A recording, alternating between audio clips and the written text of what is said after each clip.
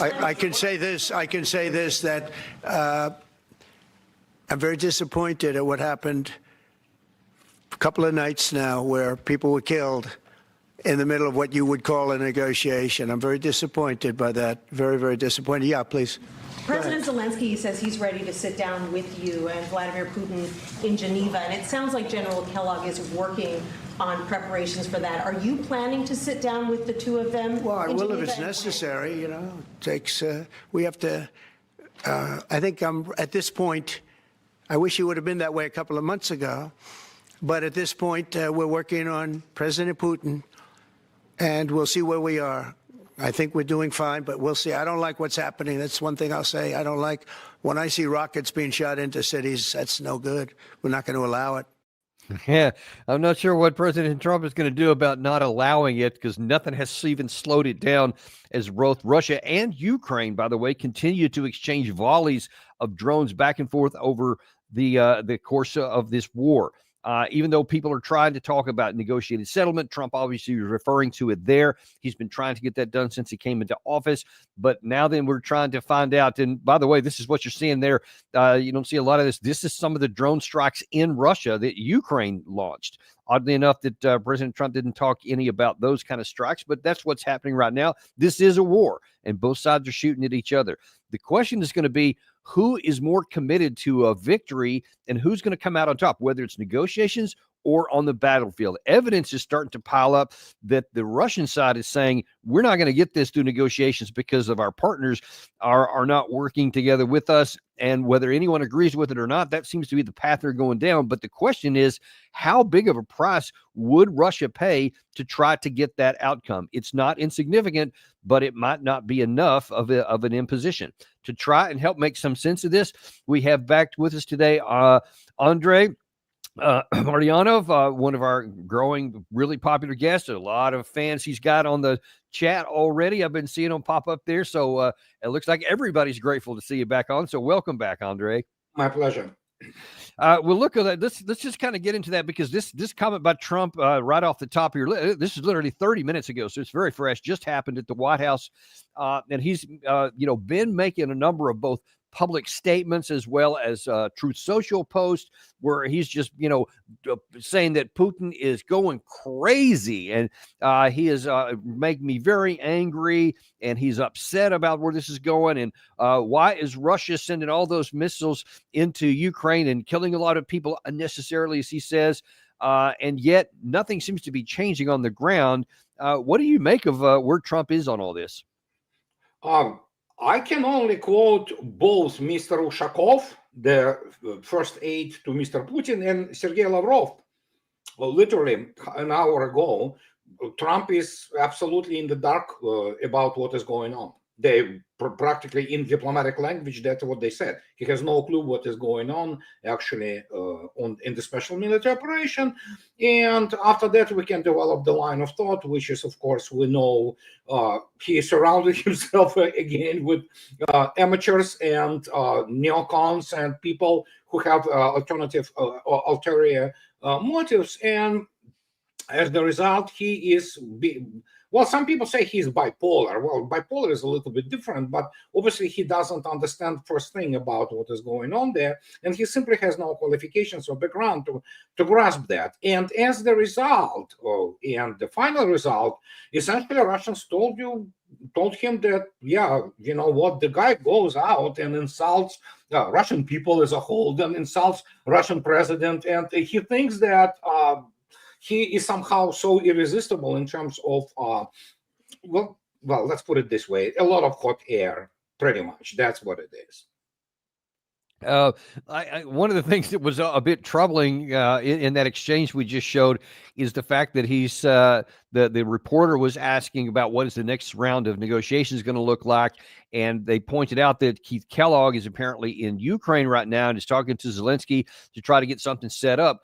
But then earlier today, Zelensky himself reiterated something that he has been saying, which seems kind of at odds with what Trump is trying to get done.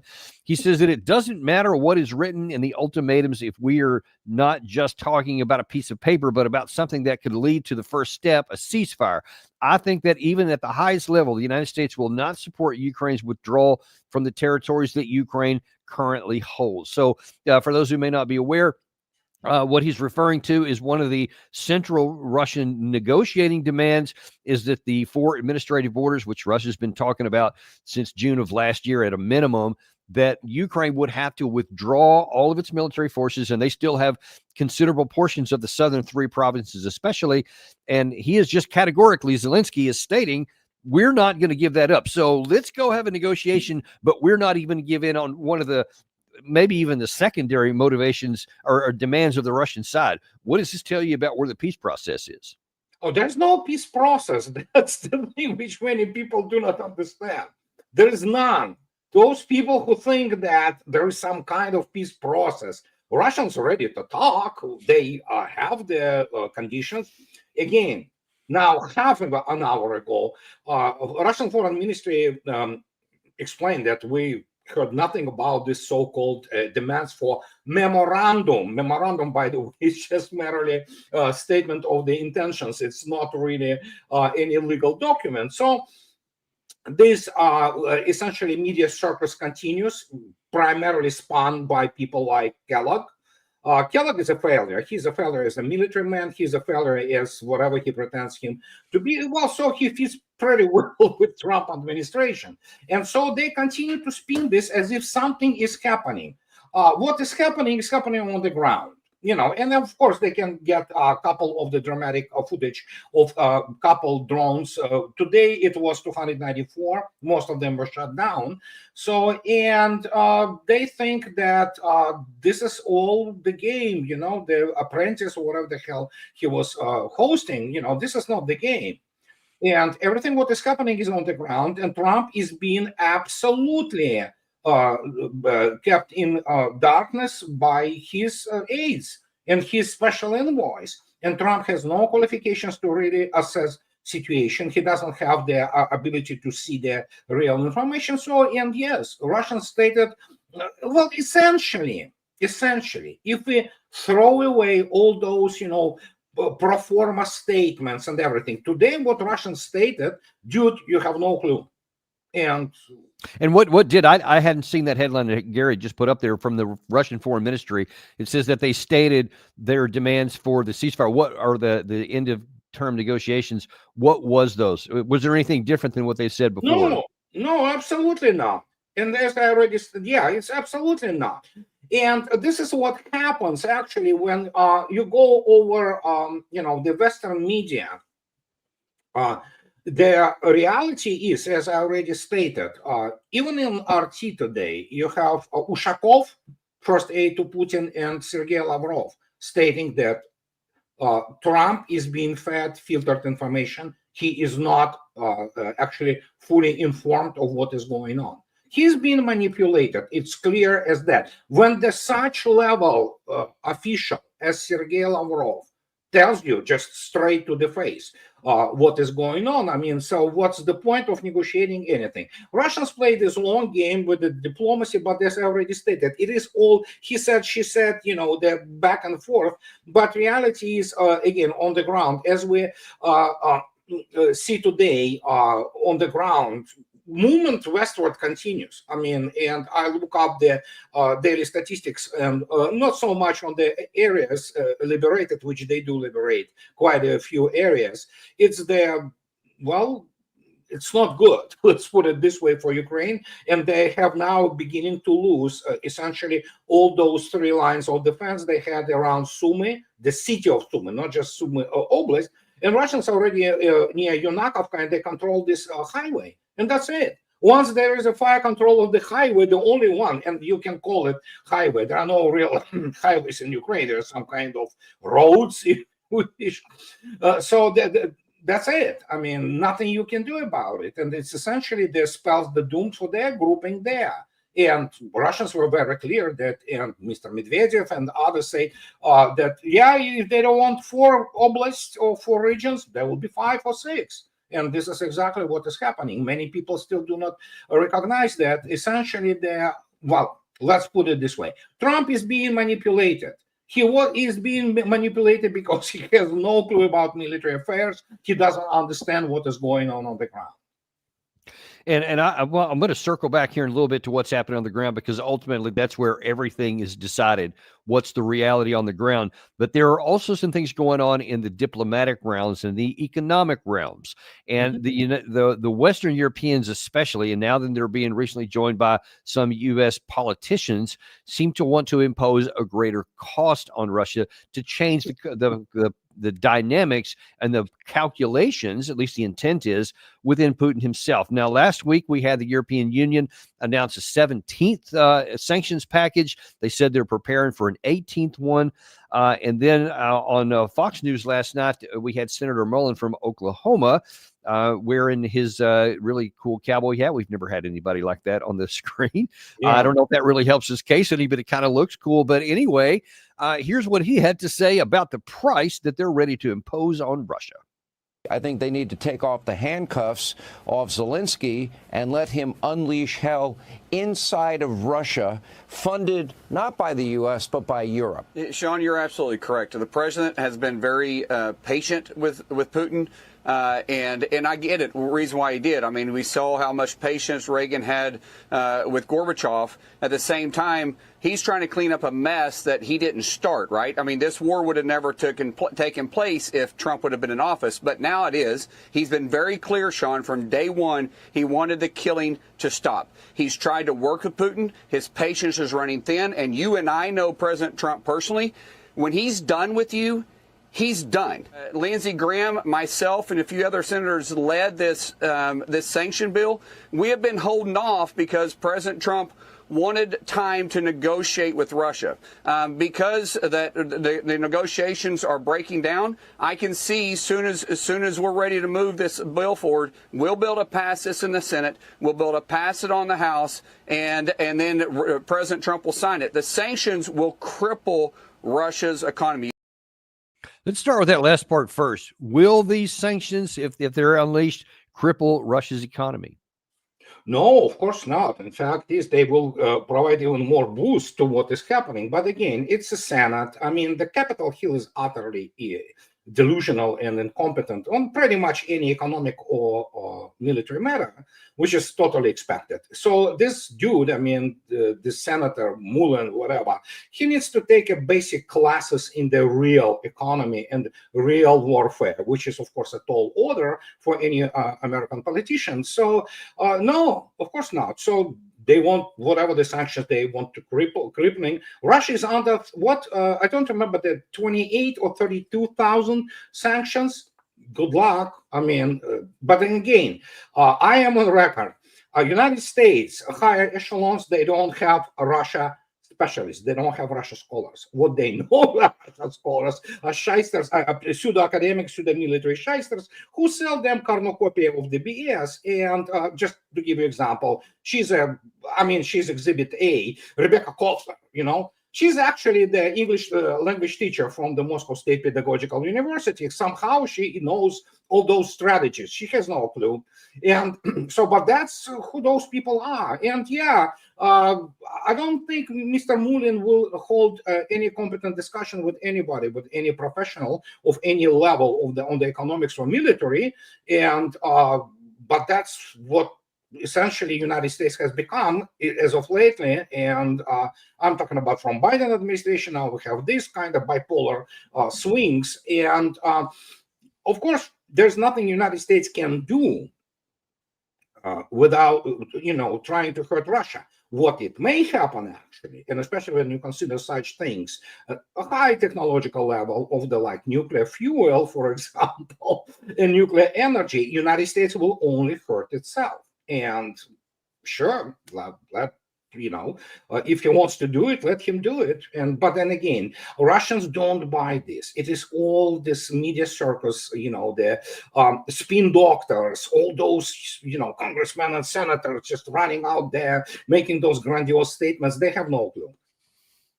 Yeah, I want to, Gary. I think I forgot. I'm gonna look at it, see it here or something.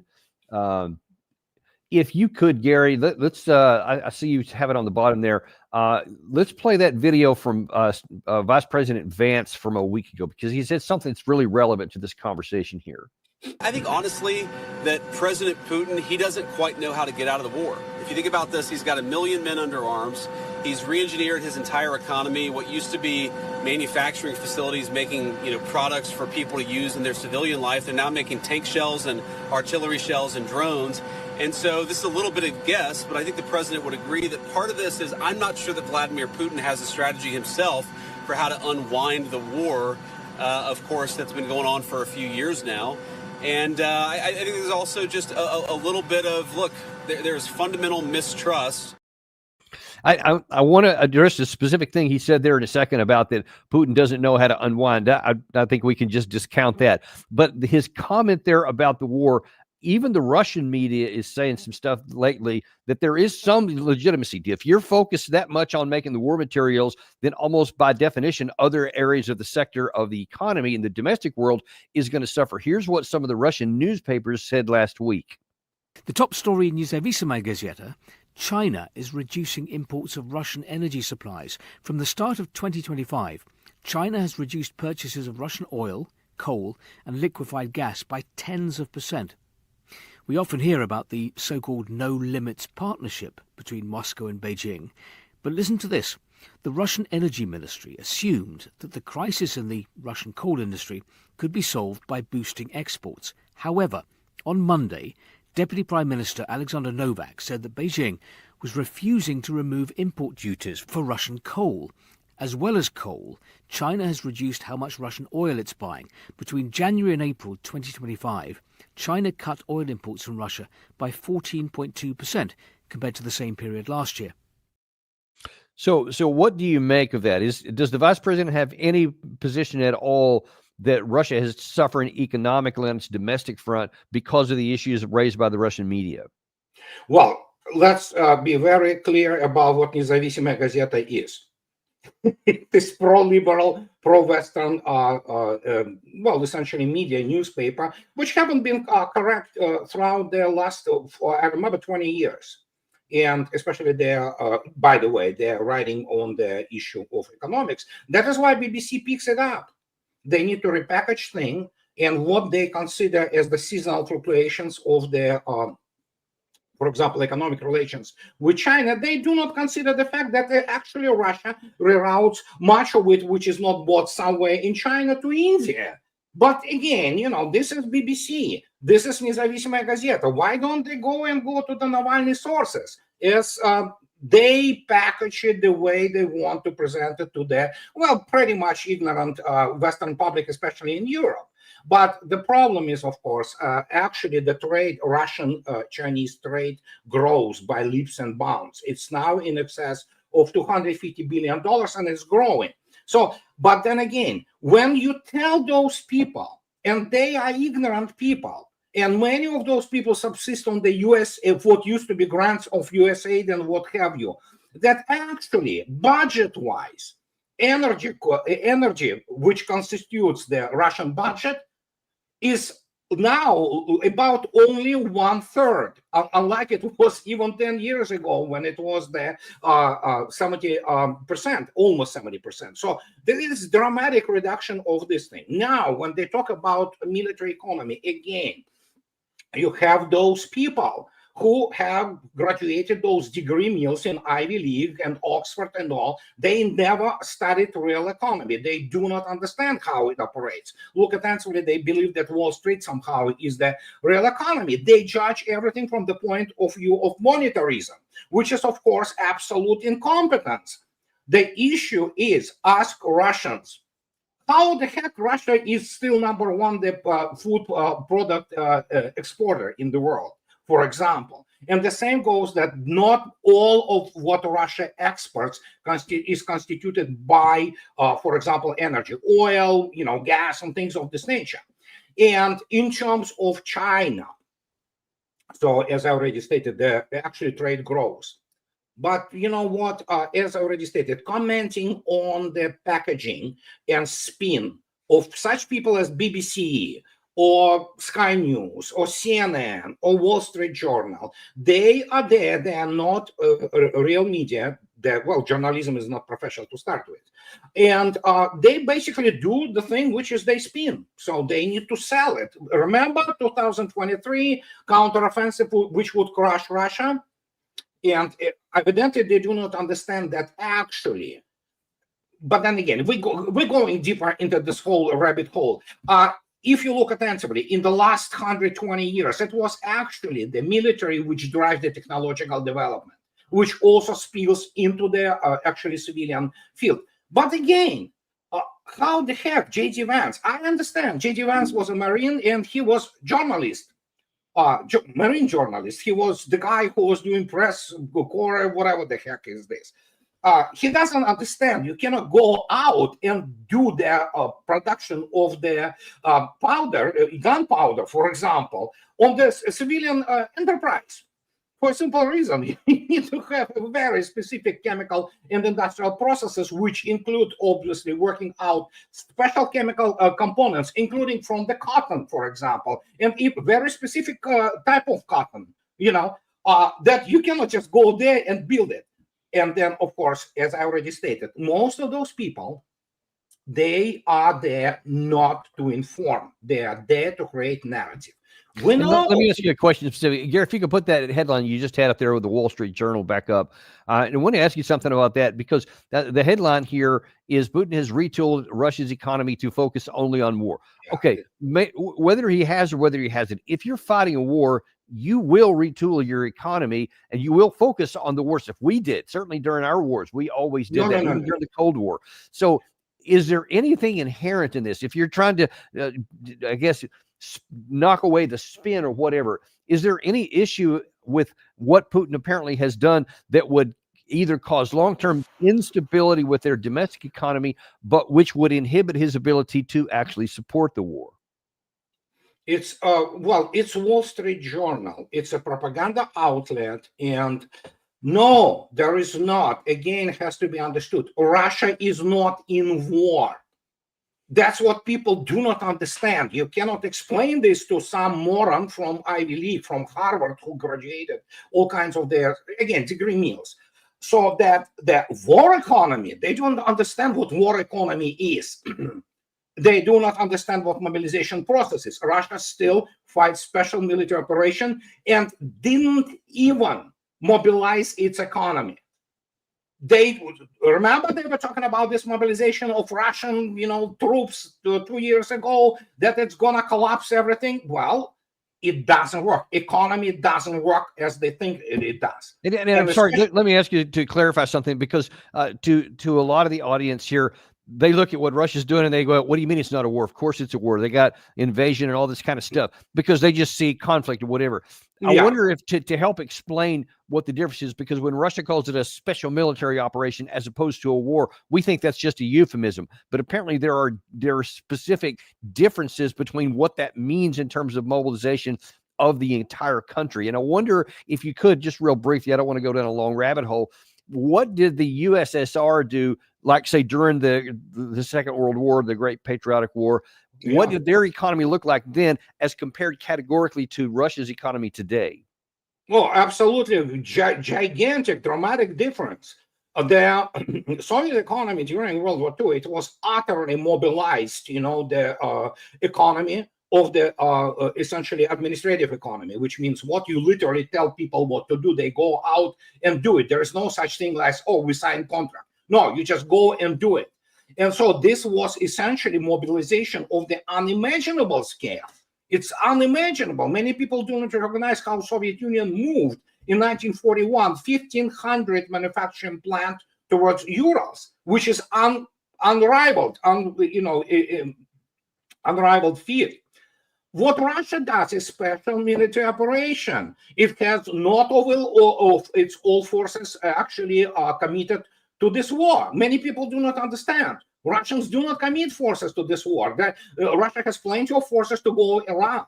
Then there is no total mobilization or even full mobilization of the personnel, which otherwise would bring more immediate reserve, which is 2.5 million people. Most of Russian recruiting is done, for example, today, Ministry of Defense and Mr. Putin yesterday. And so 175,000 volunteers already so far these 5 months in this year alone signed up for Russian armed forces. But Russians live in normal. They go to the concerts, they go to shopping malls, they everywhere, all over the country. They do not understand if Russia begins to mobilize immediate reserve from 2.5 million people. This is what Russians have.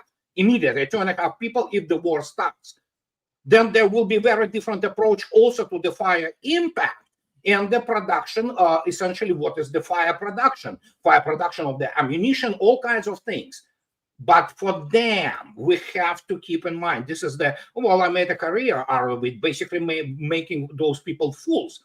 They won't find their own butts in the, with their own hands in the brightly lit room because they have no clue what they're talking about. War. Again, if there would have been war, Kiev, the center of Kiev would have been standing and Mr. Zelensky would have been gone together with all his cabinet, they will be dead. But that's what people do not understand. The whole thing is happening such way as to minimize to the almost self-sacrifice level of the civilian casualties in Ukraine. And this is not a war. The war is fought differently. And so let me ask you this question. Let's, and I hope it never comes to this. Hopefully this is just a theoretical or hypothetical question. But in the event, let's say that something happened and it's an actual conventional war between NATO and Russia. Something happens. Let's say that Merz makes good on his threat and he shoots some missiles and they actually hit something important inside Russia. And Russia says, all right, that's it. You're a direct participant. And bam, all of a sudden we're fighting. If the next day Putin says, all right, now we're at war. And so I'm going to mobilize. What would be different in the Russian military industrial complex or their economy at large? What would they change? There is such thing which is called the reserve capacity. For example, that is why it's very classified thing. For example, if you look at the Ural Vagon Zavod, famous, the plant which produces Russian tanks, for example, they do not allow you there, for example, only on the specific areas, because if you look attentively at the area of this plant, there are some capacities which are reserved. You do not need to go there. You're already producing enough. So they will be immediately employed. And then, of course, there will be routing resources, for example, for the new force to be raised, which will be, as I already stated, immediate reserve, which will be called upon as 2.5 million people. Then you have to dress them, then you uniform them, you have to give them weapons, you have to train them. Many of them are already trained, generally, speaking. They have to be updated. Yeah, so then suddenly you have this whole thing and you have to launch the production, which you had the reserve capacity there. You go to the full capacity. And that, of course, will require the hiring of the new labor force. It will require some limitations on there, not only just because once you go by the constitution and by military doctrine of Russia into full-blown war, you will have no shopping malls that easily. There will be some limitation on the issue of the liberties. For example, there will be a serious restriction on the operation of the media, for example, which is absolutely natural for when you deal with that type of war. And essentially, after that, the whole head of NATO will be wiped out within 72 to whatever hours. And then you have essentially the war, and Brussels will not be standing there. And so let me ask you this. So because the manpower exists already, they have to mobilize. I mean, you could probably literally within a couple of 2 or 3 months actually get them to show up, maybe not even that long. But in terms of getting the reserve capacity activated and all the resources flowing in, whatever, that would take a considerable amount of time. 9 months, a year, how long would it take to get to full production to where you could actually employ that many troops and have ammunition and everything else for them to use? Well, I would say that will be my estimate, because I only know that it does exist, but how far it will go, probably within the I would say 3-4 months, about that, to really fire it up completely, that it begins to produce everything what you need.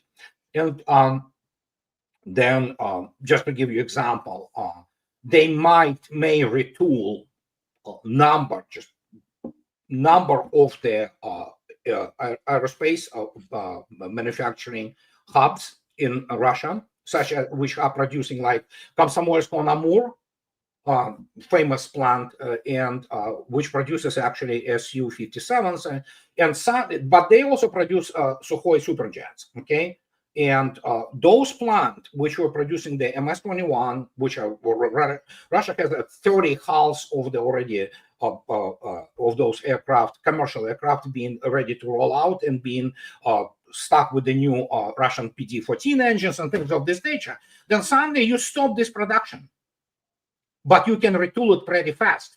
And then suddenly you have what? The capacity to produce the combat aircraft grow by considerable margin, probably 2-3-fold at least.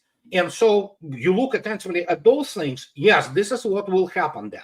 And then after that, we have the completely new approach towards the state. What will happen? State will employ, as it was happening during the Desert Storm. What did the United States do? They said, okay, commercial airliners, come here, buddies. Okay, you are now flying for us. You're not flying for your, and so what they started to load in troops and ship them to Middle East. Well, the same thing is going to happen there. Okay, so it says, yeah, I actually remember I was on some of those jets myself. Let's say that it takes longer than, let's say it takes double the time longer, and especially when you're talking about having then to bring like large number, hundreds of thousands, probably more people into doing jobs they weren't doing before. They've got to be trained, et cetera. Then you have to get all the natural resources. Things get fired up. Things didn't work. They have to break, whatever. Let's say that it takes 9 months or a year even before it's like at full capacity and cranking stuff out. How long do you think that it would take the West at large, writ large, all of Western Europe, to get to that same level if they started from scratch? Oh, no, they cannot get there. That's the problem. You need to have resources to do that. You need to have energy. Yes, that oil, that gas. You need to have electric capacity to do this. You need to have materials. Europe doesn't have those resources. They don't have rare earth metals. They don't have actually metals per se, that much. So, and in terms of when you look at capacity of the European part of NATO, they cannot do that. And probably if, let's say, they mobilize completely, they turn themselves, which they are going there totally in the totalitarian concentration camp. And they literally give people, this 1984 type, portions of, 25 gram of chocolate and things like that. Maybe they will be able to do something by reducing labor cost to the point that it's basically slave labor. But other than that, they cannot do that. And here comes the other thing. And this is what people have to understand. They're not going to understand this in the economic history, whatever departments of the, Ivy League. They just simply have no toolkit or all those PhDs. That technologically, Europe is not even in the same league. As much as the United States lost their arms race. But Europe, it's like fighting sailboats with the when you have the dreadnought, those armored ships, battleships, fighting with their main, guns, fighting the, broadsides of the wooden ships. That's what it is. So it's compounded. It is a synergy of the black situations, essentially. When the synergy being, of course, that the sum is larger than the sum of the constituent parts. The result is larger than that. And this is what we have. And that is why Russians react. They say things, they need to react to some, what's the name of Mertz announcements, for example. many people do not recognize that actually they cannot.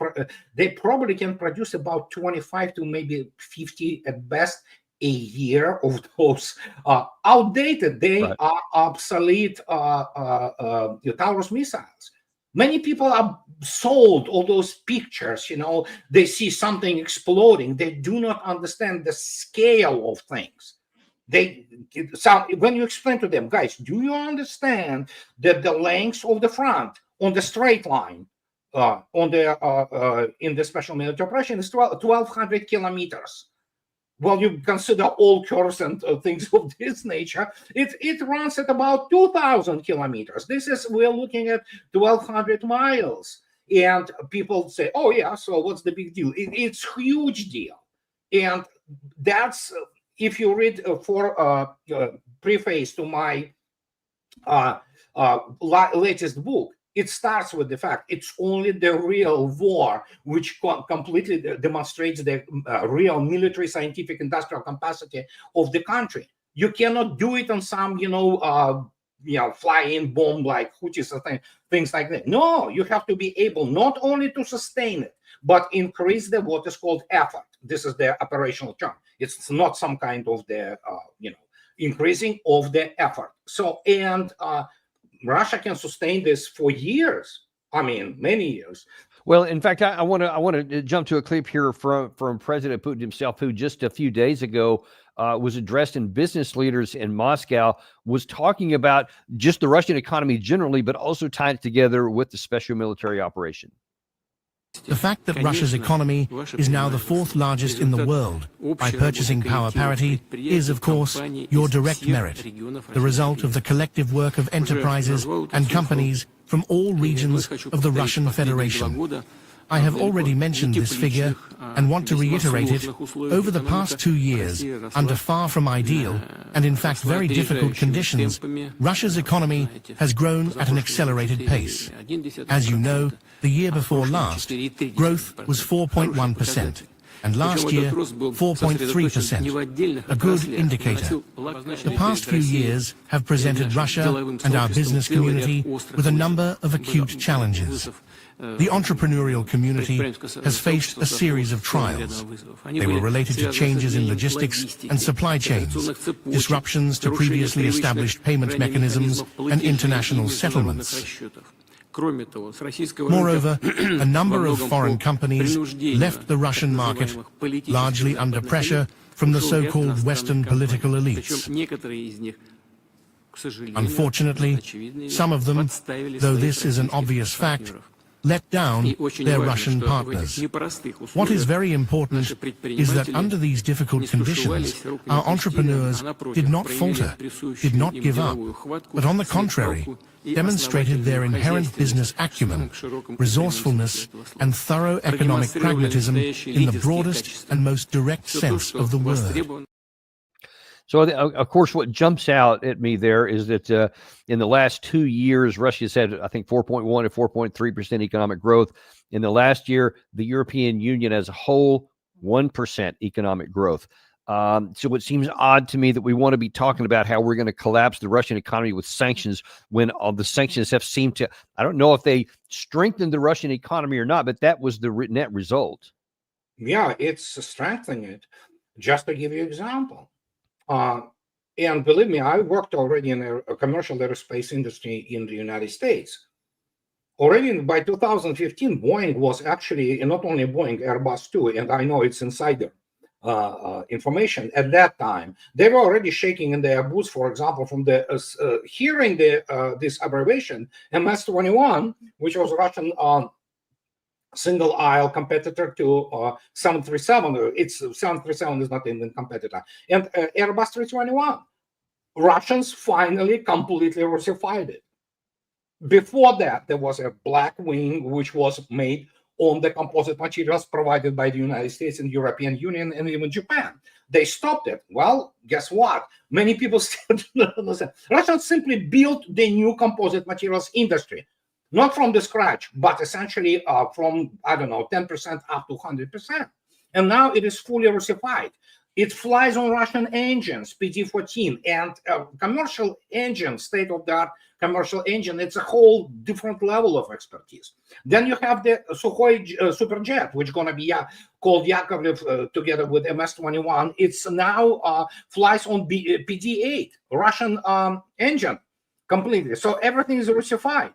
They thought the idea, because they are ignorant, and I'm telling you, they are ignorant. It's not like I assume, I'm stating this, they are ignorant.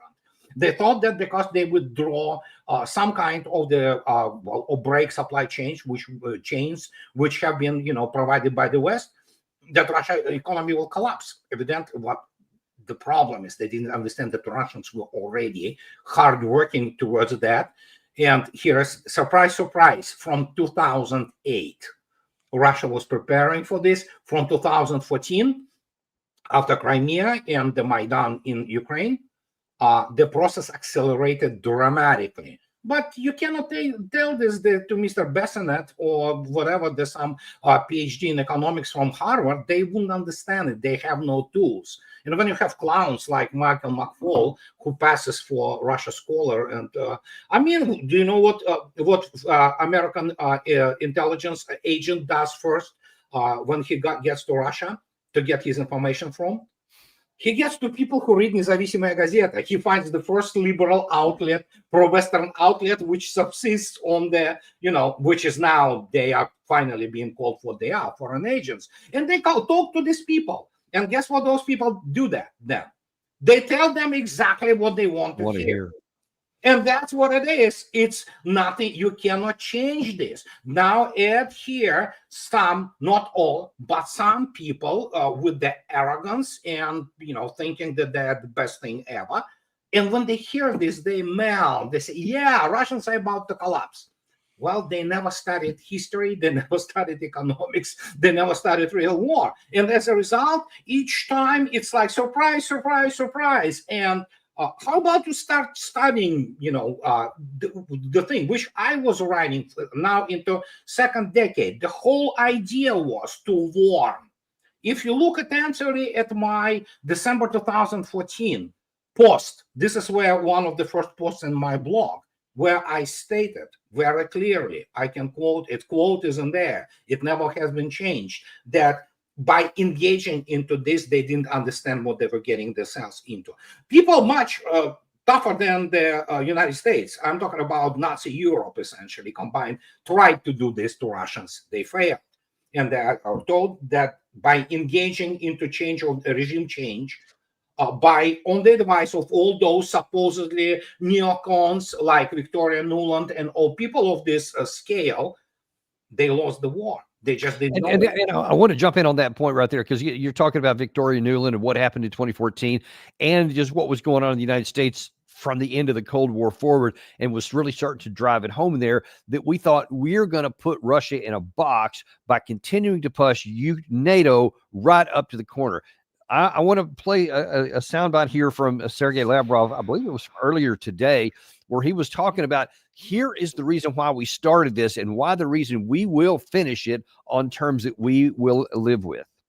I have stated many times that a trigger to the Ukrainian conflict and in fact to the profound crisis of European security has been the many years of eastward expansion of NATO. Something that happened in contrast to the promises of Europeans and Americans given to Russia that NATO will not expand to the east. When we tried to confront our European colleagues with that, telling them that they were violating something that their leaders had signed, the response was, oh, it was just a political declaration, and legal rights will only be given to those countries that apply for NATO membership, which proves that that position was a lie to begin with. And certainly Russia had to respond to that, to act against it. So the question is there anything Russia won't do to make sure that they secure their security based on that desire from NATO? How much of this is just Russia posturing? Oh, there's no posturing. If NATO wants to fight a war over that, sure, Russians are ready. So the infrastructure was there already since a long time ago. And as I already stated, the preparation for the war started in earnest immediately after Maidan and understanding of the United States meddling in all that. So, and that's why Crimea came back, and that is why it was known that U.S. Navy was already surveying the other places in Crimea for the naval basing. So it's not a secret. And yeah, if it comes down to whatever, so sure, there will be war. There will be war, and NATO will be defeated and annihilated physically. So, and Russians are ready, and I am on record for so many years, like. And let me ask you this question. And I think the answer is going to be self-evident, but I'd still like to hear you give your view of it. Is there any conditions, any scenario at all, to where if the West pulled just the right levers, that if the Russian economy collapsed, like say in the 1990s or something, so that version of a collapse, that Putin would say, "Oh, all right, you know what? Let's just pull in and we'll just hold on with what we got, and we'll end the war here." Is there any scenario that would happen? No, I don't see it. You know why? Because just before we went online, Mr. Naryshkin, chief of the Foreign Intelligence Services, went on record specifically on this conference, and he stated Russia cannot allow itself to be weak, period. And Russians know this. That's the whole thing. The consensus in Russian society, this is what also is not understood, is that it's 1990s cannot repeat again, and they will not, especially considering the fact the system which is now in place, and many people associate only Putin. I mean, people are really naive if they think that Vladimir Putin actually is the only one. In fact, Vladimir Putin is a reasonable one. There are many people who won't mind blowing the Berlin to smithereens, or, just if it comes down to it. And NATO will do nothing about it. They know, some people there, they understand now the correlation of forces and means. And this is precisely the reason that there will be no negotiations on any kind of I mean, there will be, as I already stated, Russians are probably second after Chinese in terms of their ability to pull their tomcat by gonads, in terms of diplomacy, talking things here and there, making statements. Reality is, it is only the ground which matters, period. As Zhou Enlai, the premier of China, in 1954 stated, which I love to quote, he correctly rephrased famous Clausewitzian dictum that Clausewitz stated that, war is the continuation of the policy by other means. Well, Zhou Enlai stated that diplomacy is continuation of the war by other means. In the end, essentially, the only thing which matters is what matters in the real economy, not service. When you provide some kind of HR distribution, and you pay money, and oh my God, we produced like, $100,000 in GDP. No, you didn't. You produced nothing, essentially. It's like famous analogy of the shoe shining.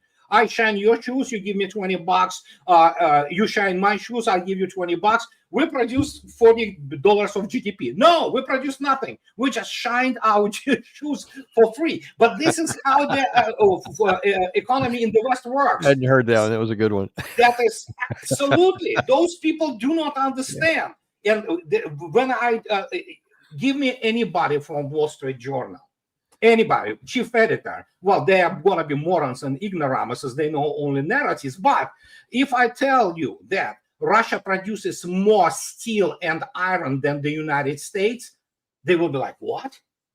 I say, yeah, they do. And look up the data. But they don't look at this data. They look only at the balance narratives. Sheet. Yeah. And the only thing they know are money, how to make money out of thin air. And then suddenly, Russian aerospace, commercial aerospace was supposed to collapse. No, it is thriving, and they cannot produce now those PD-14s fast enough, because the first 30 fuselage, the first hulls of the MS-21 are already ready. They are standing there. You can look at them. They are ready to be, they have fully Russian electronics, fully Russian chips, and but yeah, we know the joke about washing machines, you know. Yeah, of course. So yeah, Russians already have it. It's became the famous meme by Russians. Like So I mean, in the last few minutes we have here, and I want to address something you mentioned at the earlier part of the show, which almost might, at least if I understood you correctly, might contradict something you just said a little bit. You said that NATO is able to do, at least behind the scenes, an accurate balance of power calculations, and they understand where it can go. But based on what Friedrich Merz has just done, and openly saying, yeah, we can do this long range stuff, basically there won't be any cost to it. It would imply that either they don't do the balance of power calculations, or they just think that Russia will never do anything in response. Here is what Sergei Lavrov said about Merz's comments. This statement by Mr. Friedrich Merz once again underscores the level of competence of those who have currently risen to power in Europe. Yesterday, he declared with such pathos that from now on and forever, there would be no more restrictions on strike range. Moreover, he spoke not only for himself, but also for France, Britain, and the United States. This once again leads us to believe that the decision to allow Ukraine to do essentially whatever it wants, at least within certain limits, regarding strikes on targets on Russian territory, was made long ago. It was kept secret.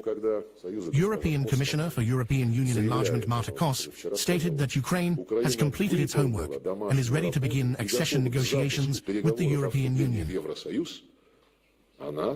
She essentially admits that this homework included the legislative eradication of the Russian language before these Nazis are allowed to sit at the negotiating table with the European Union. This is something we must note. Apologies for slightly going beyond the scope of your question, but everything here is interconnected. And the main connection is that Europe has once again found itself a Nazi banner to embark on yet another utterly hopeless, doomed adventure aimed at inflicting a strategic defeat on Russia. Now, what I hear from this, and I definitely want your assessment and analysis, is that Russia is communicating that there is nothing we won't do to ensure our success. And when you guys keep going down these paths that the Russians define, whether the West agrees or not is almost inconsequential. The Russians believe that you're going down a path that Germany did in the last century, and that the Russians won't permit now. And it sounds to me like there's no price, economic or otherwise, that Russia won't pay to ensure that that gets destroyed or at least knocked down a lot. How do you view it? No, it's true. We spoke about it. And when speaking about, you correctly noted that it might create the impression that I contradict myself. I don't. You know why? You are the proof in the pudding. We are talking here, military professionals, and we're talking about basically common sense. And there are still some people like that. It's not so common anymore, though. I'll just point that out. Yeah, well, we have to react to, which I do also in my videos. But even if you invite Jacques Beau, and he has been on your Colonel Jacques Beau and the European people, there are still some professionals who understand that. The problem is political class is so degenerative. It's so out of touch that, they think that they know what they're doing. And again, it's not about the range. Fact is, there are no long range which hasn't been used already. So it's just like, yeah, sure, whatever. They just repeat, they regurgitate the same old, the PR stance to impress the public and show how they support. Well, if not, as Mr. Medvedev correctly stated that, and he basically posted this short video, which showed the buffer zone, which will be pretty much all of the Ukraine. And I mean, again, Russians do not want to kill Ukrainians civilians, as much as now there is a huge break between all those. You haven't heard probably Putin for the last half a year, at least, repeating anymore all this brotherly people trope. It's not there. Russians do not consider Ukrainians a brotherly people anymore, rightly so. But the point is that it doesn't matter what Europe does. It doesn't matter what NATO as a whole does. And if need be, again, the coordinates, geographic coordinates of the NATO headquarters. Their bunkers are well researched. They are fixed. They do not move anywhere. If comes down to it, so yeah, that will be the first targets which will go. So the question then, I guess, kind of what we're left with is, if the West, whether that's Trump, whether that's Merz, whether it's Zelensky, if they all stay with their mentality that says we're going to get a negotiated settlement on some kind of terms that we decide, if that continues to be the case, what is going to be the end state here? What is Russia going to do on the ground? Probably take Kiev and completely remove by violent means Zelensky regime. That's probably what's going to happen. Most likely, actually. So, and yeah, after that, well, we'll see. But yeah, if it comes down to it, if it comes down to it, and again, it's not about like Russians know their correlation of forces and means. They also know the real strategic and operational situation, unlike Mr. Kellogg, who wouldn't understand the first thing about modern war. And when you look at this, yeah, so Russia has no stake in U.S.-American relations. The trade between it's a pocket change. It's something like $2 billion. It's pocket change, literally. It's Russia and Russian and European trade dropped several fold, so it's now something really minuscule. So main Russian trade partners are all over the world, with the exception of Europe and the United States. And in this case, Russians don't really care. Whatever will be done, the only country in the world, by the way, the United States being stand after that, but the only country in the world which can live as autarky and exist as autarky is Russia, almost entirely. And so in this case, whatever they do, it doesn't matter. I mean, the conditions have been set. They haven't changed, and they will just probably get even tougher for anybody who tries to play games with this, because in the end, we know the situation on the ground. So, so last question I got. Right now, as of today, like literally today, we had Sergei Lavrov, we had the Putin's key aide there, Yushakov, I think his name was. Yeah, they're still saying we're still interested in having negotiations. We're still open to talk. But will there come a point to where the Russian may say, like they did in World War II, okay, all the talk is done. Now then we're just marching to Kiev. Might that happen? It's already happening, actually. What is being done, it's a reaction. You need to keep this show going. Russia, they always stated that, yeah, we're ready, we're open. If you do not want more people to die, sure, come here, let's talk. But this is the point. It is all done purely out humanitarian considerations.